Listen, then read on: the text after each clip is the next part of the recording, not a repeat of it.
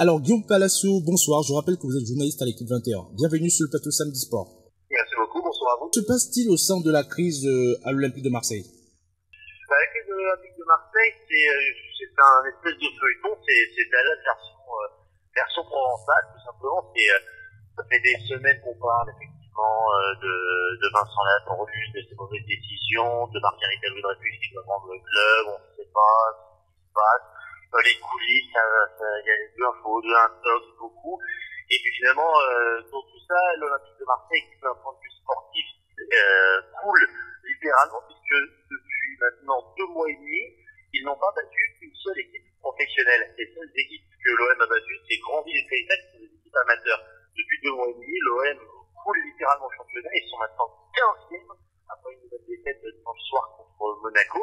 Et du coup, c'est effectivement la défaite de trop pour l'entraîneur, qui a été démis de ses fonctions hier à la veille de la demi-finale de Coupe de France contre Sochaux, pour histoire de créer un électrochoc au niveau sportif pour essayer de sauver un petit peu ce qui peut l'être.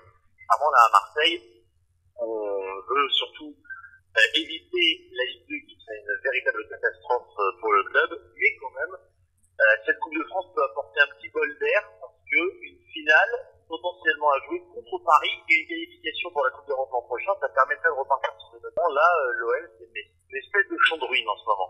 En termes des ennuis, tout au moins des problèmes judiciaires que rencontre actuellement le club, est-ce qu'il est possible que le cas Deschamps puisse poser d'énormes problèmes?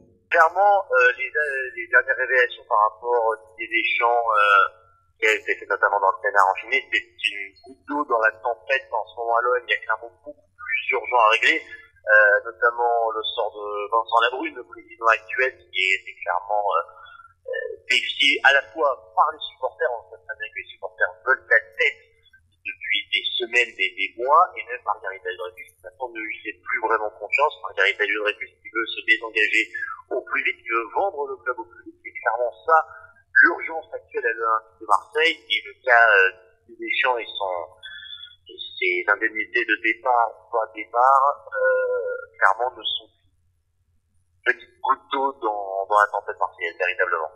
Alors, Margarita qui sans doute a donc décidé de se débarrasser du club, est-ce qu'aujourd'hui il peut avoir des actionnaires crédibles pour pouvoir récupérer le club et le replacer dans un standing habituel, comme celui du PSG bien sûr? Alors, des actionnaires crédibles, ça existe dans la planète football, entre guillemets.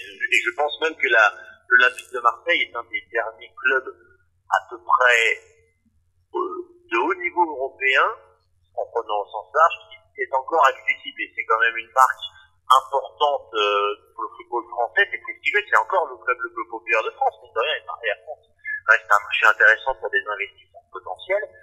Par contre, le problème, c'est que le contexte marseillais refroidit beaucoup de monde. Et il y a encore dans les fameuses écoutes qui ont été révélées ce mercredi par le Canard enchaîné, les anciens agents et dirigeants de l'OM, l'ancien Bernet, qui parlent ce serait une folie de venir être le nouvel actionnaire de l'Olympique de Marseille.